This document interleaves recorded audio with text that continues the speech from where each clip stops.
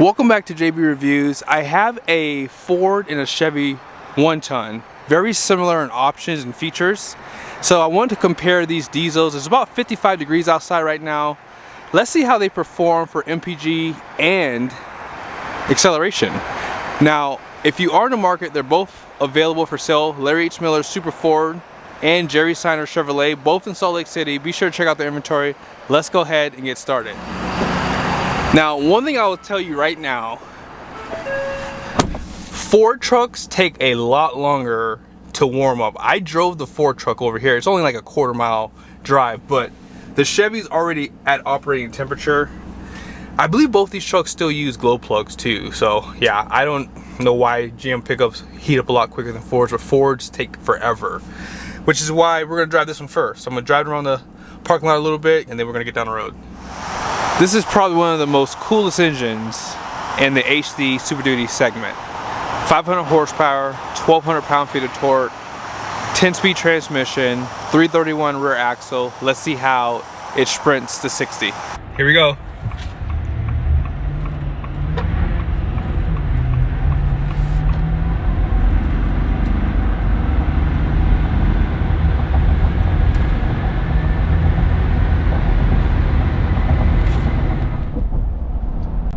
I've gotten better numbers, but there's a little bit of wheel spin, I think around 30 miles an hour. I think if you go back and look at the footage, you might be able to see traction control came on. So once that boost hits, those rear tires just can't handle the power. It's just a lot of power. Now, I do believe that these trucks can be a little detuned because early on when I was driving some of them, they did have like a lot of power compared to what I'm feeling today. Like, I don't know if they just scaled them back until they get to 1,000 miles, but they're still fast. I mean, don't get me wrong, to do that in under 8 seconds, I mean, this truck is heavy. So, as I've said in many other videos, if you're looking at 1-tons or 3/4 tons, these trucks ride so good. I don't think that you can really tell the difference anymore between a 3/4 ton and 1-ton. I think that's why you're seeing more people buying 1-tons, because you get more payload and they're just comfortable enough. Ford seats are probably the most comfortable in the market, followed by Rams in terms of softness, and then GM, their seats are just stiff. Now their mirrors are good. I do like them. I can't say anything negative about them once you get them dialed in, but you can't control that convex on the bottom, so that's a negative. But let's go and check out the RPMs at 75 miles an hour. So at 75 miles an hour, we're at, what's that, 1,700 RPMs, give or take. We're in 10th gear. I love how Ford shows you exactly what gear you're in. They just do everything right. I think that if I had to buy a truck tomorrow and I had 3 to choose from, that being Ford, Chevy, and Ram, and of course GMC, I think I would really pick the Ford because they just give you a lot more information. They give you a lot more features. The Lariat is probably the best trim level that any truck has because so many things come standard, but they are expensive though. This is the payload for the Ford, 3,993 pounds. Here are the other numbers here. So this truck weighs 8,007 pounds on the curb. Not bad. This truck is so smooth, guys. Even with the solid front axle, there's no denying how smooth and comfortable this truck handles and rides. So we're at the midpoint. We're pretty much coasting down. I'm gonna show you guys where we pretty much end off at. So you gotta remember this number when we go back and drive the Chevy. So now we're coming to a complete stop.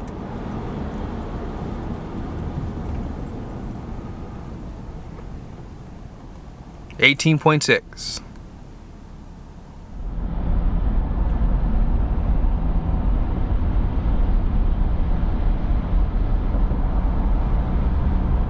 So I'm accelerating about 30%. About 64 dB on the window here.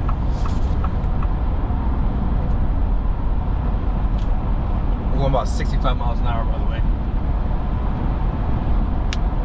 5960 out back. So the Bridgestone Dueler tires on this truck, they're very good. Very good tires. If you don't want anything aggressive, these are probably the perfect tire to get, honestly. I think that they have a nice look to them on the truck. This truck is really smooth. I've driven a lot of Fords. This is probably the smoothest. I think when I drive the Trimmers, I drive a lot of those trucks. But this one is just, this is nice. You get this big old twin panel roof, heads up display. I like this one better than the Chevys, not gonna lie to you.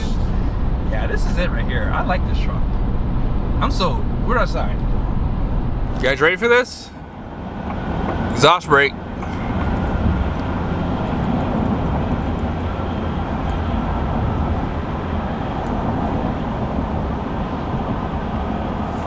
Oh! Not working today. Oh boy. I was gonna brag on Ford, but never mind. Oh man. Yeah, Ram says the best exhaust brake, but sometimes it's working more so than other times. Like, that was the first time I actually noticed that it didn't come on as strongly. It was at 25% on the last video I did on a trimmer, but this day it's not working. But we should be back in about 2 minutes, and then I'll show you guys where we're ending off at. Just pull back in, and we'll just stop right here. So 17 minutes, 18.8 MPG, 15.1 miles driven. Now we're driving the Chevy, and yeah, these seats are definitely stiffer, for sure. I did actually set everything up the exact way I like it in the Ford, so I'm gonna do the exact same thing here, including the mirrors. So I really want to make sure I get a feel for the comfort for both trucks. But yeah, man, I love the way this feels. Let's go ahead and talk about this Duramax. This is the Gen 2 L5P. Let's discuss some of the performance that it has. This Gen 2 L5P puts out 470 horsepower, 975 pound-feet of torque. Yes, it's down on power, but it still has a 10-speed transmission with deep first, second, and third gears, 342 rear axle. Let's see how this engine puts down the power. It might shock you. Here we go.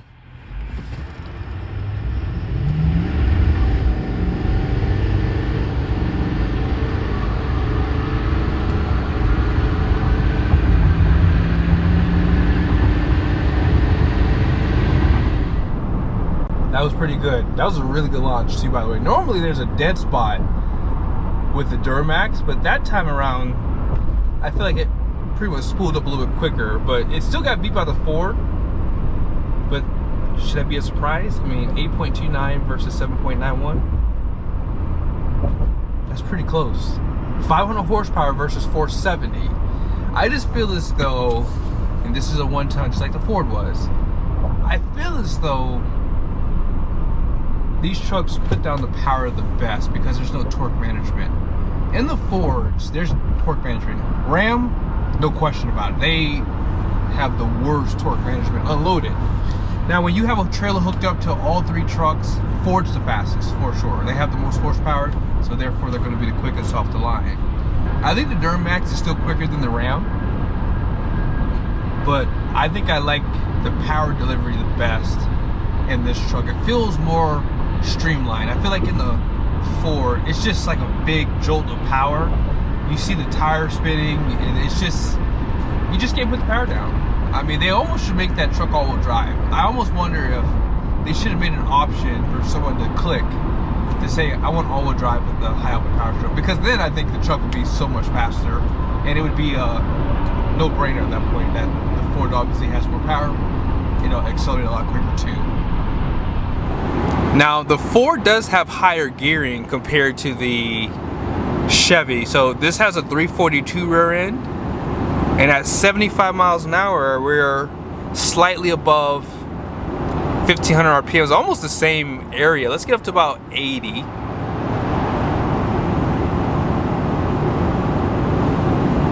It doesn't really move much at 80 miles an hour, so I think that the Ford, from what people have been telling me, are more fuel efficient. But let's see how this test shakes out, because the Gen 2 L5P has gotten better compared to the Gen 1 that I had. Here are the numbers on the door. Here's the payload. And then this is the curb weight at 8,347 pounds. I have to admit, on this test, the Ford feels more comfortable for some reason. It feels just a little bit more softer for the suspension. It could be the seats though. Maybe I'm just so much more used to the seats in the Chevy that, or the GM, I should say I have a GMC, but this truck definitely felt a little bit more stiffer. Now this has 18-inch wheels, Michelin tires. Very interesting. So we're at 16.6, okay? So we're about a couple MPG below where the Ford was at this point. So let's see if it can catch back up in the end.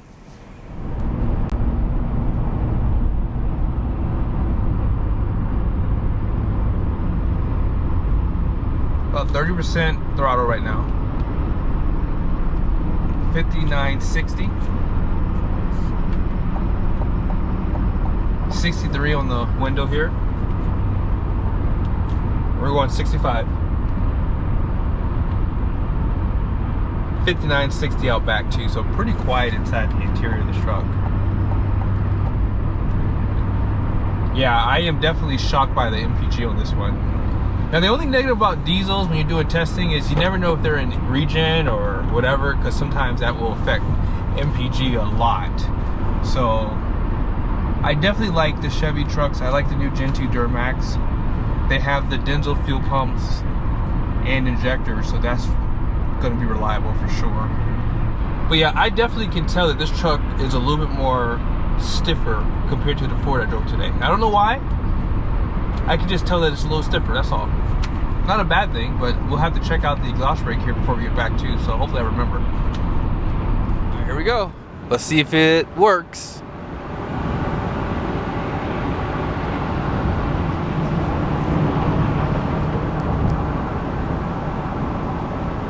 I mean, something's happening, but it's probably worse than the Forge for sure, even on the last trip that I just did.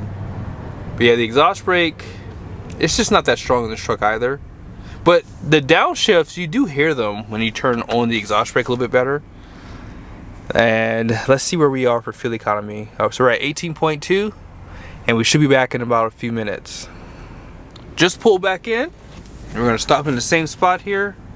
Right here. So it's 17.7 MPG, 15.3 miles driven, and we averaged 46.4 miles. So Ford definitely cleaned up today. They got pretty good fuel economy, 18.8 versus 17.7. Also performance wise, which is no surprise, more horsepower, more torque.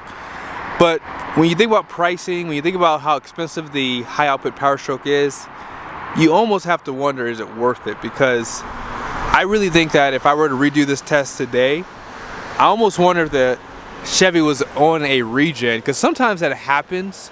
Like if a truck is at a dealership for a while, sometimes people looking at it in a parking lot, letting it idle, could affect the overall MPG. But I'm not making excuses, I'm just saying it's just potentially could happen, because the last test I think I did, Chevy won. So that's just something you have to consider. But I hope you guys liked the video. Maybe in the summertime, I'll redo the test if I have these identical trim levels, because these two do compete together, LTZ and Lariat. So be sure to subscribe to the channel if you haven't done so yet. Make sure your bell notifications are on. See you guys soon.